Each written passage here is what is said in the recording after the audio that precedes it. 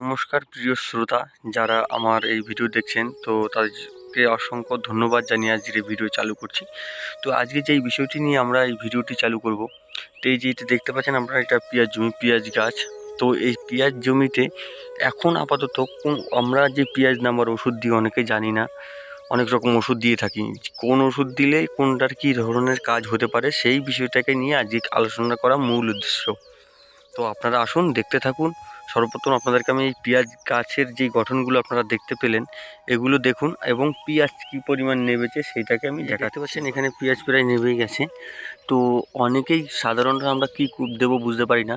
তো এই যে যাদের গাছ আমি বলবো এরকম ধরনের হয়ে গেছে, এরকম নেবে গেছে পেঁয়াজে, যে গোল পেঁয়াজ দেখতে পাচ্ছেন নেবে গিয়ে হয়ে গেছে সুন্দর, তারা কিন্তু জমিতে ক্যাবও ব্যবহার করবেন। ক্যাবও যদি ব্যবহার করেন তাহলে আপনার 4-5 দিনের মধ্যে এই যে কাঁচা যে গাছ দেখতে পাচ্ছেন, এই যে গাছ, এই গাছটা মরে যাবে।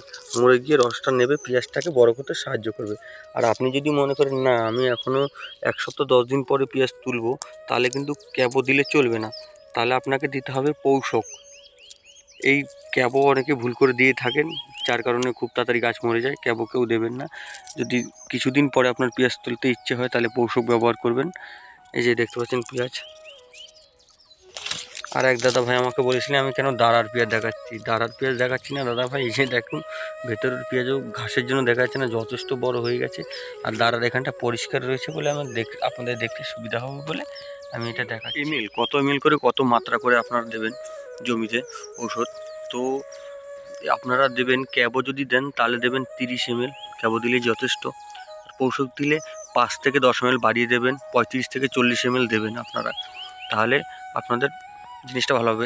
এই গাছটা যেটা দেখতে পাচ্ছেন আমাদের এই জমিতে এখন ক্যাবো দেওয়া যাবে। কেন, এই যে দেখতে পাচ্ছেন গাছ মরে গেছে প্রায়।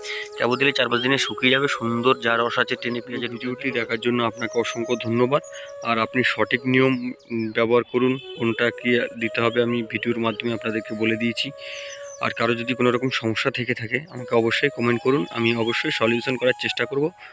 আর এই ভিডিওটি যদি ভালো লাগে অবশ্যই একটি লাইক করুন, আর আপনার আপনজনের কাছে শেয়ার করে দিন, সেও এসব পেঁয়াজ চাষের সম্বন্ধে জানার জন্য রয়েছেন। অবশ্যই চ্যানেলটিকে সাবস্ক্রাইব করে দিন, যাতে আমার একটা ভিডিও মিস না যায়। পরস্পর আপনি যেন ভিডিওগুলো পেতে পারেন আমার।